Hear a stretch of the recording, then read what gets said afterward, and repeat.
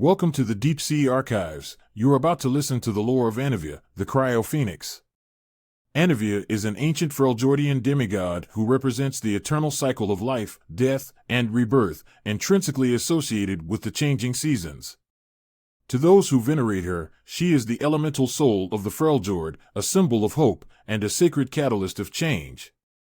Stories passed down through the ages often tell of how she rewards those who are kind and humble.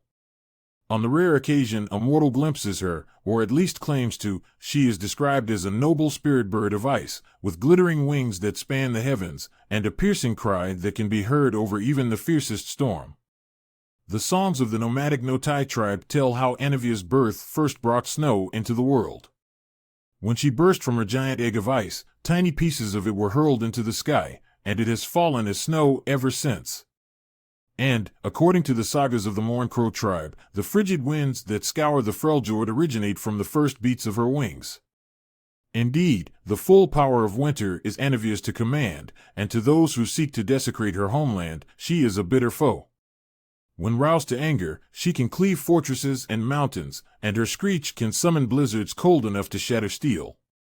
One of the most enduring and respected beliefs is that Anivia's greatest gift to the Freljord was the creation of true ice infused with elemental magic. This unmelting substance is pure and potent, and the greatest seers and ice mages have long strived to use shards of true ice to amplify their might, while weapons that have even a tiny sliver forged into them are deadly beyond belief.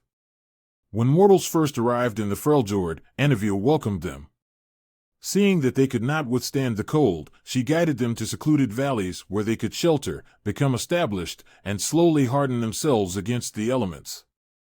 She nurtured and watched over them for those first precarious centuries, and they, in turn, worshipped her.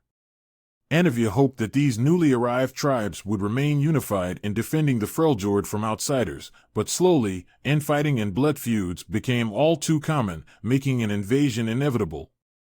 According to legend, a greedy southern king marched his warriors up through the mountains, seeking to claim dominion over the Northlands and shackled their wild magic for himself.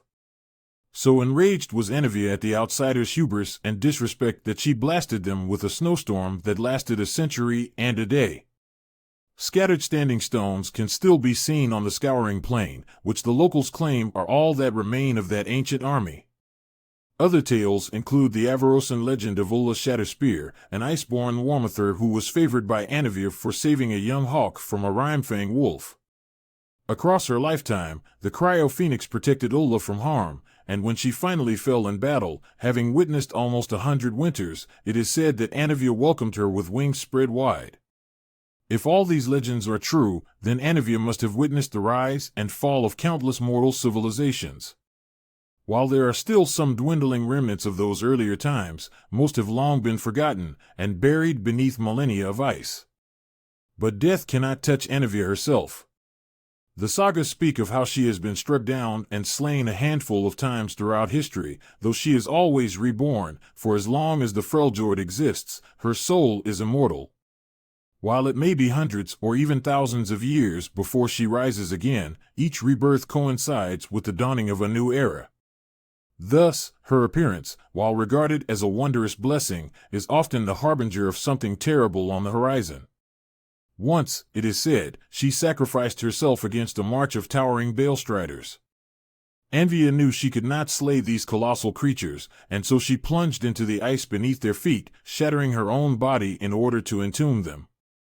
Recently, some claim Anivia has hatched from the egg once more, and that she has appeared before the new leader of the Avarosans, the Warmother Ash. In her, perhaps Anivia sees one who may be able to finally reunite the Freljord. Yet if the Cryophoenix has indeed returned, as more and more shamans and spirit walkers proclaim, then it must be asked, what great threat has she come to face?